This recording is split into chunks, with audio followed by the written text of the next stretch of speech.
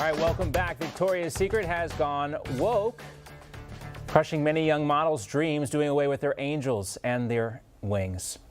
Mark Waters, a Victoria's Secret chief executive, told the New York Times, quote, "When the world was changing, we were too slow to respond. We needed to stop being about what men want and need to be about what women want." The brand now hiring a list of spokeswomen to not model the brand's lingerie, but to promote the brand through podcasts and other marketing materials. Some of the spokeswomen chosen are USA women's soccer star Megan Rapinoe, also actress Priyanka Chopra Jonas, and the brand's first transgender model, Valentina Sampaio. All right, joining us now to talk more about this, the director of the Center for Economic Opportunity at the Independent Women's Forum and Newsmax columnist Patrice Leon-Wuka. Also back with us, Amanda Mackey and Jack Brewer as well. Great to have you both, or all back with us, I should say. So Victoria's Secret rebranding to actually sell what women want, not what men want. Obviously, there's an theme of wokeness here, Patrice. Will this help or hurt Victoria's Secret's bottom line? It will hurt Victoria's Secret's bottom line, and here's why. Women don't want celebrities or people who are undermining the rights that women have worked so hard for. The transgender movement, when we see this played out in sports, and young men who identify as women, challenging our high school students and winning and kicking them out of competitions. That is not what women want. Women had worked very hard to earn separated places where they can be women by themselves.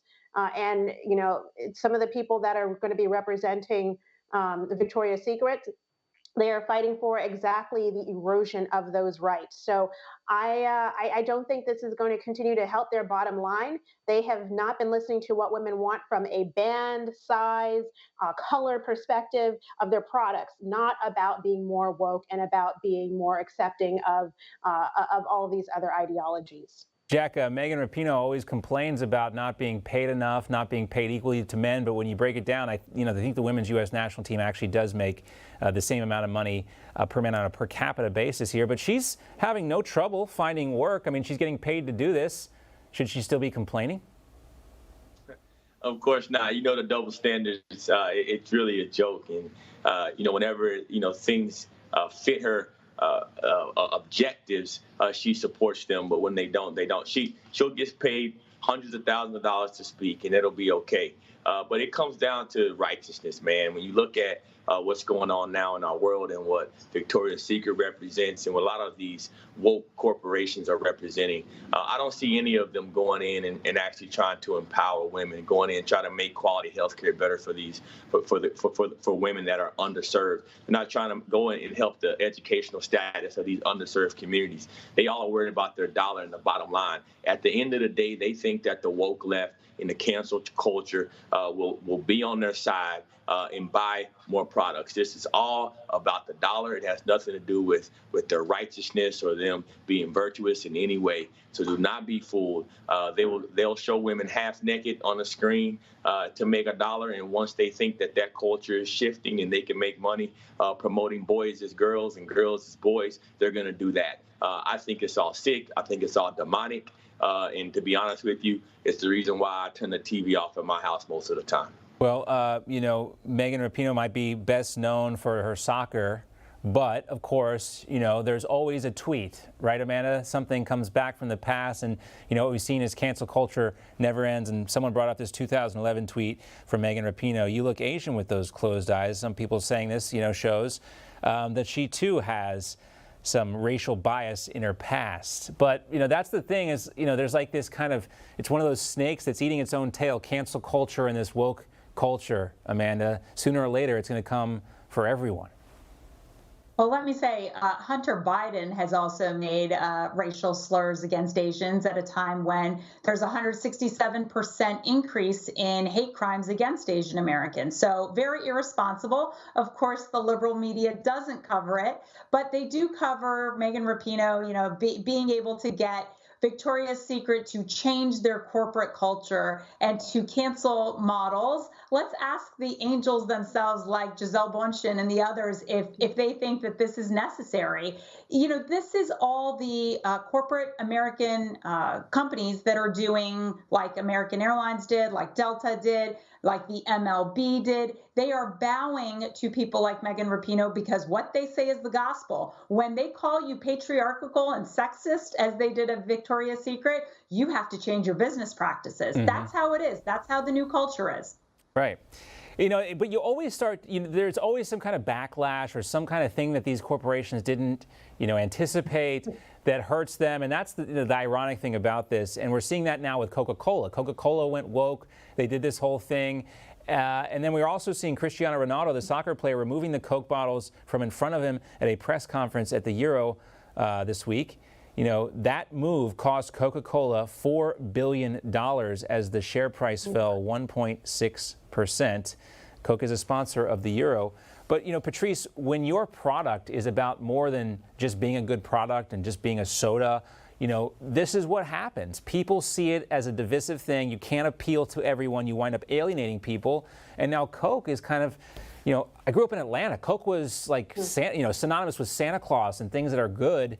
And now, it's just a simple move from Cristiano Ronaldo can cost that company $4 billion. It shows you how precarious things are now with all this culture. Oh, yeah, which is why I think corporations should be neutral. Instead of choosing a side, remembering what Michael Jordan said about why he doesn't get involved in politics, which is that, conservatives and white people like basketball. For Coca-Cola, conservatives, liberals, white, black, Asian, and everyone in between like soda. And health reasons aside, I don't drink soda, but the point is focus on their product and instead of trying to appease certain demographics, thinking that is going to win you brand loyalty. It's not brand loyalty. Good customer service and a good product wins you brand loyalty. This is a move I could see Jack Brewer making, too, up there on the podium, post-game press conference. Sees something out there. Get this out of the way. I'm not into it.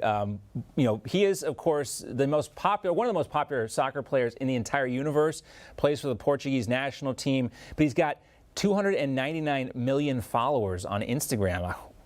Whoa, wow. And then 392 million followers on Twitter. One professional athlete, Jack, does that little move. $4 billion gone like that from Coke. That's a lot of power for Ronaldo. It is. It's the power of sport. It's the power of soccer globally. And I think it's a wake-up call for these corporations because, one, you do put a lot of power into the athlete's hands. But when you try to pick sides here, you make yourself vulnerable to this. Now eyes are all on Coke for how the stand that they made previously and earlier this year. People are watching and seeing where these corporations that are, supporting critical race theory and supporting all these antichrist indoctrinations of our children. Folks don't want to see that. And so now, whenever you have an athlete like this make a stand, either way it goes, the corporations are going to have to pay because they're public companies and that they can't act like a private company in these aspects. So you're going to see a lot of changes coming in the near future with some of these companies that are aligning themselves with folks like Black Lives Matter and all these antichrist doctrine. People are not going to put up with it anymore. And I'm actually glad and happy to see that finally some people are being held accountable for this mess.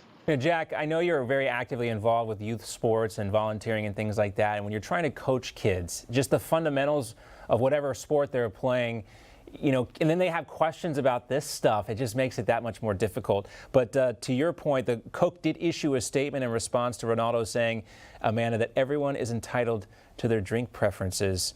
That shows you how little power Coke has here to respond to this. That's kind of a soft response, isn't it?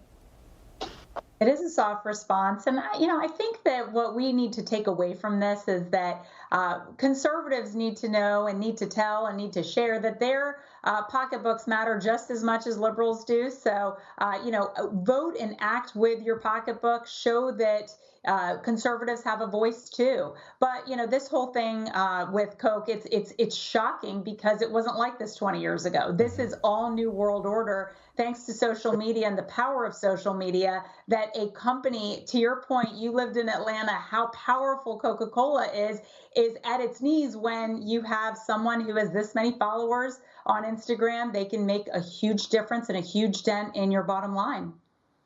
All right, I think Jack's got some special guests there. Jack's. No, sorry to do this, but you asked about the kids, so I wanted to show them and give them a moment to be on TV. I am happy to do it, Jack, because we talked about this. Jack has started his own school down in South Florida. You can see the kids how happy they're. That's what I'm talking about. Hey, you're teaching them right, John. Hey, Jack, how happy are the kids they don't have to wear masks? Can you hear? I don't even judge, but look how cute those kids are. Well, Jack is down there doing the Lord's work at that school. And I'm going to come down and see you, Jack, very soon, and say hi to all those kids for us. All right. And so I'm going to apologize to Amanda and Patrice because Jack kind of hijacked that, but it's okay because. All right, we can't. I mean, look at these kids. I apologize, man. It's okay. It's okay because the kids are in school. They're not wearing masks. That's where they should be. Look how much fun they're having too. Great thing to see. Our thanks to Jack and Patrice and Amanda. Great to see y'all. Hey, I'm Rob Finnerty. Thanks for watching. If you enjoyed this video, please join the conversation in the comments below. Don't forget to subscribe too. Hit the bell icon to be alerted to breaking news. And remember, there's a whole lot more on Newsmax TV, America's fastest growing cable news network. Newsmax TV, we're real news for real people.